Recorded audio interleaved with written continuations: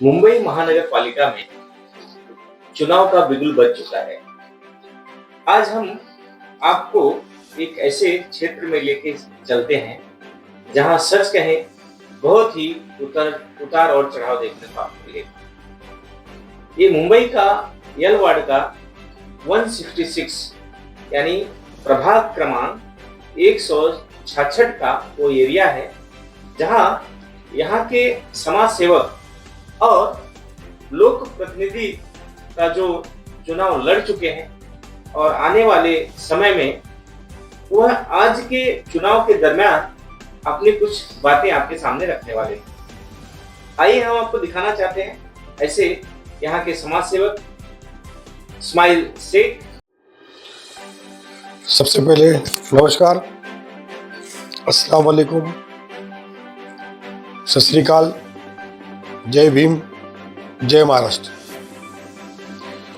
मैं इस्माइल शेख आपके सामने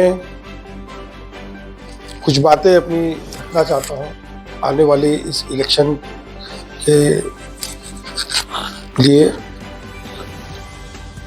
और आपका बहुत बहुत शुक्रिया कि आपने मुझे लोगों तक पहुंचने के लिए आपने मुझे एक मौका दिया। सबसे पहला, ये बीएमसी इलेक्शन ये क्या है? ये आपको कई वक्त से ऐसा हुआ है कि ये जो पूरा इलाका है करीब 7 से 8 साल हो गया। जो इलेक्शन 5 साल में होना था अब 8 साल के बाद होने जा रहा है। अब 8 साल में यहाँ की जो जनता है, आवाम है, जो परेशानी से गुजरी है, और यहाँ नगर सेवक रहते हुए भी लोगों ने एक लावारिस की तरह पूरा नगर सेवक के रहते हुए एक लावारिस की तरह पूरा 166 भुगत रहा है। कोई नगर सेवक है नहीं, होते हुए भी है नहीं। अब बीएमसी का इलेक्शन ऐसा इलेक्शन है कि जो आपसे जुड़ा हुआ है, यहाँ के नौजवानों से जुड़ा हुआ है, यहाँ के बुजुर्गों से जुड़ा हुआ है, यहाँ की महिलाओं से जुड़ा हुआ है, यहाँ के विकलांग लोगों से जुड़ा हुआ है, यहाँ के बेवाओं से जुड़ा हुआ है। ये इलेक्शन जो है ये लोगों की मूलभूत और ये हक का इलेक्शन है कि जो नौजवान हो, बुजुर्ग हो, या महिलाएं हो, या बेवाएं हो, या विकलांग हो, सबका इसमें हक है। जैसे बेहतर रोड हो, गटर नाला स्वच्छ हो ताकि कोई बीमारी ना हो, और बीएमसी से जो फंड्स वगैरह जो आते हैं वो यहाँ तक पहुँचता नहीं है।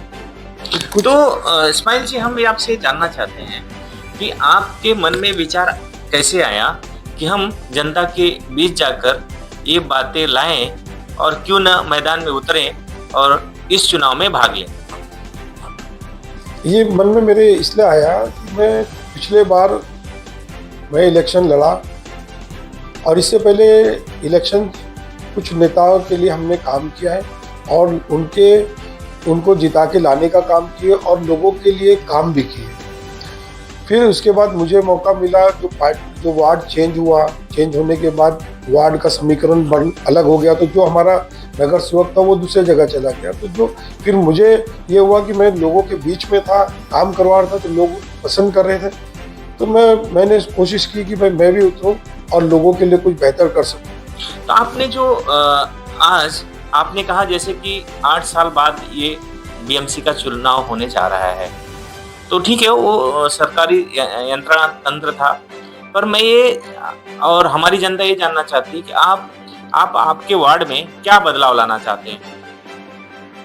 सबसे पहला तो मैं बदलाव ये लाना चाहता हूँ कि लोगों को, सबसे पहला मैं नौजवानों को और हमारे बुजुर्गों को, महिलाओं को, तमाम आवाम को, तमाम कास्ट के लोगों को मैं ये जागरूक करना चाहता हूँ कि जो बीएमसी का इलेक्शन है ये आप लोगों के हक का इलेक्शन है। और मैं ये चाहता हूँ कि जो ये 8 साल से हम लोगों के बीच में कोई काम नहीं हुआ, कुछ काम नहीं, लोग परेशान हैं और लोग यहाँ से सामने से लोग चाह रहे हैं कि भाई मैं इलेक्शन फिर से लड़ूँ और लोगों के लिए उनकी जो सुविधाएं हैं वो लाकर दूं। पिछले इलेक्शन में भी यही हुआ, लेकिन कुछ लोगों ने उनको आपके कहने के अनुसार जो दशा और दुर्दशा है आपके वार्ड की, वो कैसी दिख रही है और वो किस तरह से उसको आप सुधारना चाहते हैं? दशा दुर्दशा ये है कि यहाँ का जो नगर सेवक, यहाँ के जो लोग थे, कि कुछ लोगों ने मतलब जनता को गुमराह करके, किसी भी तरीके से गुमराह किए और गुमराह करके वोट को खराब करके और ऐसे प्रतिनिधि को चुन के लाए जो 8 साल तक लोगों के बीच में नहीं रहा।